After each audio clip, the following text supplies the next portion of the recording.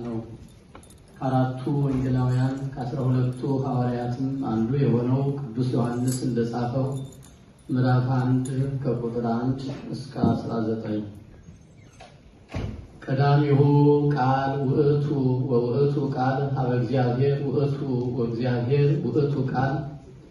ያ ቃል ቀዳማዊ ነው። ያ ቃል በእግዚአብሔር ዘንድ ነበረ።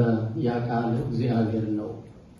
እንዲሁም ቀዳማዊ ቃል አስቀድሞ በእግዚአብሔር መንፈስ ቅዱስ ዘንድ ነበረ። በሱም ሁሉ ተፈጠረ። ያለ እሱ ቃልነት የተፈጠረ የለም። ከተፈጠረው ሁሉ ምንም ምን ቢሆን እሱን ለማገልገል የተጻፈ እሱን ለማገልገል የተፈጠረው ሁሉ በሱ የተፈጠረ ነው። ሕይወትም ነው።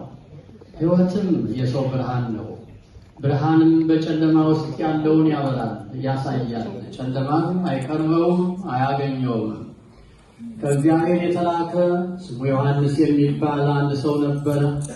እርሱ ለምስክርነት መጣ፣ ስለ ብርሃን ሊመሰክር ሁሉ በብርሃን ያምኑ ዘንድ። እርሱ ራሱ ብርሃን አልነበረም፣ ለብርሃን ሊመሰክር መጣ እንጂ። ለሰው ሁሉ የሚያበራው የጽድቅ ብርሃንስ ወደ ዓለም የመጣው ነው።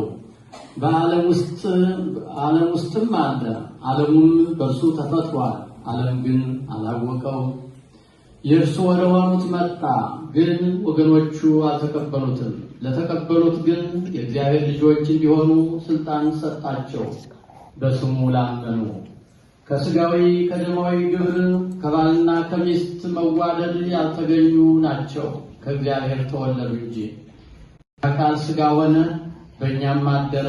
ለአባቱ አንድ እንደሆነ ልጅ ያለ ክብሩን አየን።